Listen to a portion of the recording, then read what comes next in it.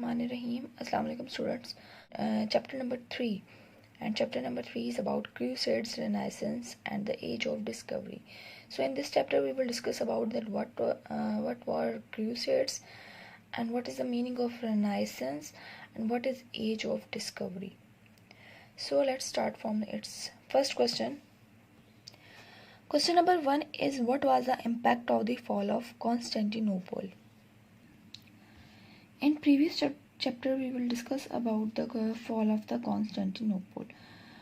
थोड़ा सा इसका लाइट से जिक्र आया था कि क्या 1453 में कॉन्स्टेंटिनोपल जो था वो ख़त्म हुआ था, किस तरह से उसको ऑटोमन सुल्तान महमद II ने उस पर अटैक किया था और उस पर कब्ज़ा कर लिया था, ठीक है, और उसका नाम चेंज करके इस्तंबुल रखा था.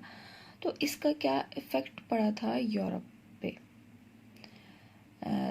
With the fall of Constantinople, Europe entered the period known as the Middle Ages or Dark Ages, and many of the great advancements made by the Greeks and the Romans came to be forgotten. क्या था कि जब Constantinople 1453 में जब उसकी पूरी हुकूमत ख़त्म हो गई थी, यानी रोमन्स को मुकम्मल तौर पे ज़वाल आ गया था, तो उससे यूरोप में एक कह लो एक ऐसा टाइम पीरियड स्टार्ट हुआ था जो डार्क एजेस के नाम से जाना जाता है, ठीक है. डार्क एजेस यानी एक ऐसा टाइम पीरियड था जहाँ पे उन्होंने जो जितनी ग्रीक्स ने और जो रोमन्स थे उन्होंने जितनी एडवांसमेंट की थी वो सब जो थी वो तबाह हो चुकी थी और लोग उस चीज़ को भी भूल चुके थे, ठीक है. तो वो सब जो थी वो ख़त्म हो गई थी बिल्कुल. मतलब आप कह लो कि वो जो एक उनका टाइम पीरियड थोड़ा सा बहुत ग्लो तो नहीं था, लेकिन ये था कि एक बड़ा टाइम उन्होंने हुकूमत की थी. बड़ी मशहूर एम्पायर थी रोमन्स की, जिन्होंने बड़ा अरसा जो था वो हुकूमत की. और हर टाइम पीरियड में एडवांसमेंट भी होती हैं, कुछ ना कुछ इंसान थोड़ा सा जानता है, सीखता है, नॉलेज गेन करता है. तो 1453 में जब कॉन्स्टेंटिनोपल ख़त्म हुआ था तो यूरोप जो था वो ऐसे टाइम पीरियड में चला गया था जहाँ जो जितनी भी एडवांसमेंट हुई थी वो सब जो ग्रीक और रोम ने जो भी थोड़ी सी डेवलपमेंट थी या जो भी था वो सब जो भी डेवलपमेंट थी वो सब ख़त्म हो गई थी. There were frequent attacks by warrior tribe like Vikings, Huns and Vandals who killed, plundered and destroyed at will. अच्छा, क्या था कि यहाँ पे फिर फ्रीक्वेंट अटैक यानी बार बार हमले हुआ करते थे, छोटी छोटी जंगें बहुत लड़ी गई बिटवीन बाय वॉरियर ट्राइब, यानी जो जंगजू कबीले वहीं के रहने वाले थे वो उन्होंने भी ये चीज़ जो थी इस पर बड़ा इफ़ेक्ट पड़ा था इस तरह से कि उन्होंने बहुत हमले किए थे यूरोप पे. सॉरी, वहाँ के जो लोग थे लाइक वाइकिंग थी, उसमें ये जो नाम है ये वो बताए हुए हैं, Viking, Huns and Vandals who killed, plunder and destroyed will. तो यूरोप में जब इस तरीके से हमले हुए कंटिन्यूली बार बार, तो उससे वहाँ की जो मैशियत थी और वहाँ के जो लोग थे वो इंटरनली तौर पे, अंदरूनी तौर पे वो वीक होते गए, ठीक है, और सब कुछ जो था वो तबाह करना शुरू कर दिया था उन्होंने. European people lived in constant war. तो यूरोपियन पीपल जो थे वो उस टाइम एक मुसलसल जंग में थे. अच्छा जी, ये जो फ्रीक्वेंट अटैक्स हुए थे बाय वॉरियर ट्राइब, अच्छा, फ्रीक्वेंट अटैक्स की वजह से क्या हुआ था कि जो यूरोपियन पीपल थे वो कंटिन्यूली एक वार वाली कंडीशन में थे, ठीक है, और उसमें उनको क्या फेस करना पड़ा था, यानी किस तरह की वार थी, पॉवर्टी की, हंगर की, यानी उनको ये चीज़ें फेस करनी पड़ी थी, गुर्बत, भूख, अफलास, and many of their generation suffered these terrible conditions specially from the 7th to 10th century. और उनकी आने वाली जो जनरेशन थी उनको ये वाली जो कंडीशन थी ना ये बड़ा टाइम फेस करना पड़ी, almost 7th to 10th century. अच्छा जी, फर्स्ट क्वेश्चन का आंसर है, ठीक है. स्टार्ट होना है with the fall of Constantinople in 1453. There were frequent attack by warrior tribe like Viking, Huns and Vandals who killed, plunder and destroy at will. European people lived in constant war, poverty and hunger, and many of their generation suffered these terrible conditions especially from 7th to 10th century. ये first question का answer है, ठीक है. और इसकी heading है impact of the fall of Constantinople. ठीक है, ये हमारी फर्स्ट क्वेश्चन कंप्लीट हुआ। अब हम आते हैं सेकंड क्वेश्चन की तरफ। तो सेकंड क्वेश्चन है what were the crusades and what was their effect on both European and Muslims. अच्छा, क्या है क्रूसेड्स, क्या है, पहले हमने बताना है कि क्रूसेड्स क्या थी और इसका क्या इफेक्ट पड़ा था यूरोपियन एंड मुस्लिम्स पे। अच्छा, पहले हम इसका क्रूसेड्स का मैं थोड़ा सा आपको रिव्यू देती हूँ कि क्रूसेड्स क्या थी। क्रूसेड्स बेसिकली एक वार थी, बार बार जंगें हुई थी मुसलसल, और इसको कहते हैं रिलीजियस वार। ये रिलीजियस वार हुई थी मुस्लिम्स एंड क्रिश्चियंस के दरमियान में। ठीक है, एक्चुअली ये जंगें हुई थी क्रूसेड्स, ये बेसिकली हुई थी जेरूशलम पे। जेरूशलम जो था, यरूशलम जो जगह थी, ये ऐसी जगह थी जो क्रिश्चियंस और मुस्लिम दोनों के लिए बहुत ही मुक़द्दस थी। ठीक है, यानी आप ये कह लो कि उधर जो मकामात थे, जो प्लेसेस थे, वो मुसलमानों के लिए भी बहुत रिस्पेक्टेबल थे, वो क्रिश्चियंस के लिए भी बहुत रिस्पेक्टेबल थे, क्योंकि ये वो जगह थी, ये वो शहर था जहाँ पे बहुत सारे अंबिया जो थे वहीं पे उनकी पैदाइश हुई थी। ठीक है, तो कहा यह जाता है कि यरूशलेम वो जगह है जहाँ पे हज़रत ईसा अलैहिस्सलाम की पैदाइश हुई और वहीं पे उनको आसमान की पे उठा लिया गया। ठीक है, और ये है कि इसके अलावा हज़रत सुलेमान, हज़रत दाऊद और बहुत सारे ऐसे पैगंबर थे जो इस शहर में जिन्होंने जो थी जहाँ पे इनकी पैदाइश हुई थी। तो बेसिकली ये जो क्रिश्चियंस थे वो भी इसको बहुत इम्पोर्टेंस देते थे और मुस्लिम्स भी देते थे, क्योंकि मुसलमानों के लिए कहा जाता है कि हज़रत मोहम्मद सल्लल्लाहु अलैहि वसल्लम जो थे, जो शब मेराज पे गए थे, उनको भी इसी शहर का कोई जगह थी जहाँ से गए थे। और भी बहुत सारे मुसलमानों के पॉइंट ऑफ व्यू से इसी तरह बहुत सारी बातें हज़रत मोहम्मद सल्लल्लाहु अलैहि वसल्लम के हवाले से। ठीक है, मस्जिद अक्सा जो है वो भी इधर ही है।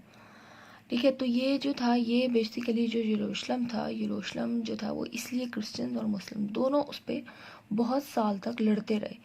किस वजह से? क्योंकि वो दोनों अपने उस शहर पे कोई एक चाहता था मुसलमान हुकूमत करे, दूसरे कहते थे नहीं क्रिश्चियंस करें।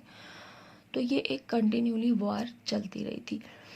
अच्छा, इसको हज़रत उमर रज़ी अल्लाह अन्हा ने कन्वर्ट किया था और उसके बाद बड़ा लंबा टाइम जो था वो मुसलमानों के अंडर रहा था, लेकिन फिर से ये क्रिश्चियंस के पास चला गया। यानी आप ये कह सकते हो कि ये ऐसा एरिया था जहाँ जो मुसलसल एक जंग वाली कैफियत में रहा था। तो अब यहाँ पे हम क्रूसेड्स को थोड़ा सा एक्सप्लेन करेंगे। अच्छा, क्रूसेड्स क्या है? ठीक है, ये आपने एक तरह से बता रहा है कि क्रूसेड्स क्या थी।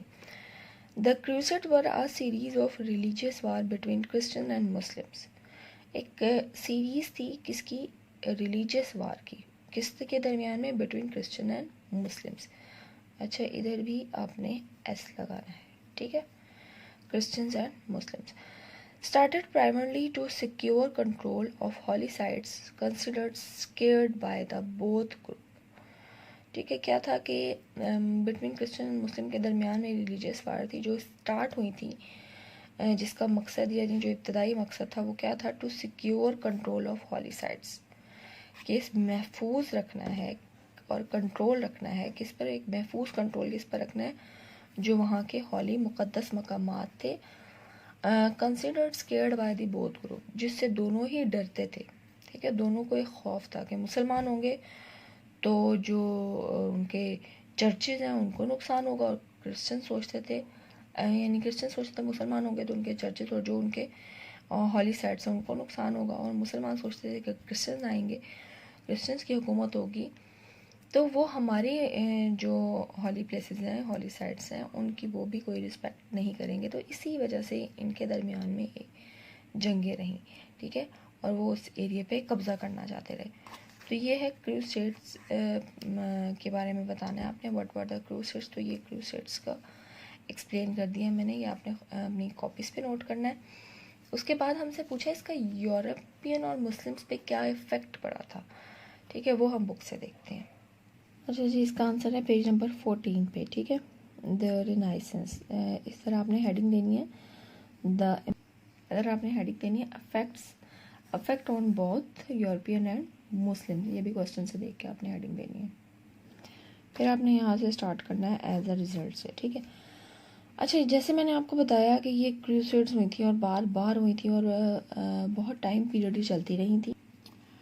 अच्छा, जो क्रूसेड्स हुई थी उनका टाइम पीरियड था 1096 टू 1204, ठीक है। और 4 मेन क्रूसेड्स हुई थी और ये हुआ था कि क्रिश्चियंस ने 1099 में जो था वो यरूशलेम पे कब्ज़ा कर लिया था, ठीक है, उनके पास आ गया था कंट्रोल। लेकिन फिर सलाहुद्दीन अय्यूबी, जिसको हमने फर्स्ट चैप्टर में भी डिस्कस किया था, 1188 में जब सलाहुद्दीन आया और उसने वापस इस एरिया पे दोबारा से कब्ज़ा कर लिया। जैसे मैंने आपको पहले बताया था कि मुस्लिम्स और क्रिश्चियंस हर सूरत में चाहते थे कि ये एरिया उनके पास आ जाए, तो इस वजह से जंगें जो थी काफ़ी टाइम पीरियड तक चलती नहीं थी। लेकिन लास्ट में फिर वो मुसलमानों के अंडर आ गया था और फिर ये कह लो कि वो टाइम पीरियड फिर ऐसा स्टार्ट हुआ जब यूरोप जो था, कह लो उसने बड़ी साजिशें स्टार्ट कर दी। और वो ऐसी साजिशें थी कि जो जैसे सब कॉन्टिनेंट में ब्रिटिश आए थे, तो ये वही टाइम पीरियड उस तरफ भी ऐसा हुआ था कि जो ये यरूशलेम था और ये फ़लस्तीन था, तो ये वापस जो था वो यहूदियों को दे दिया गया था। खैर, ये इसकी हिस्ट्री है। हम आते हैं अपने टॉपिक की तरफ कि क्या रिज़ल्ट निकला था उसका। As a result of the interaction between the European and Muslims, जब जंगें हुई थी तो जाहिर है एक इंटरेक्शन हुई थी किसके दरमियान में, यूरोपियन और मुस्लिम्स के दरमियान में।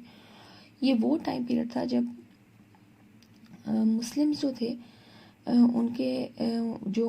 उनको पीछे से नॉलेज मिला था वो उनके पास था, ठीक है, यानी वो उसको समझते थे। तो जब जंग हुई थी तो उनकी आपस में इंटरेक्शन हुई, ठीक है। जाहिर है एक एरिया में रहते हुए जंग भी कर रहे हैं, लड़ भी रहे हैं, तो वहाँ पे उनके आपस में एक तरह से ये इंटरेक्शन है ना।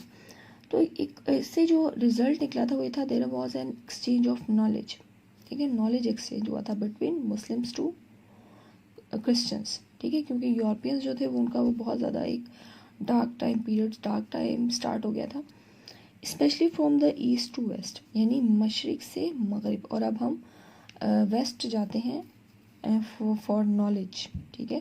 बड़ी बड़ी यूनिवर्सिटीज़ जो हैं, यानी वो अमेरिका और उस जगह पे हैं, तो वो बेसिकली हम जो अपनी जो एजुकेशन है या जो भी नॉलेज है वो हम वेस्ट टू ईस्ट अब गेन करते हैं। जबकि पहले जो था, जब ये रेनेसांस का टाइम पीरियड था, तो उन्होंने जो आपस में मुसलमानों की और यूरोपियंस की आपस में इंटरेक्शन हुई थी, उससे नॉलेज एक्सचेंज हुआ था from the east to the waste,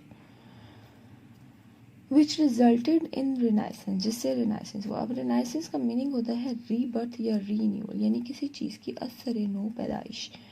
यानी एक जैसे वो डार्क टाइम में चले गए थे, उसके बाद जब वो वापस डेवलपमेंट की तरफ आई, उनकी रीबर्थ वाली स्टेज आई। ज़ाहिर है एक जैसे हालात तो नहीं रहते ना, तो उस टाइम पीरियड को रेनेसांस बोलते हैं, the rebirth of learning, knowledge and progress in Europe.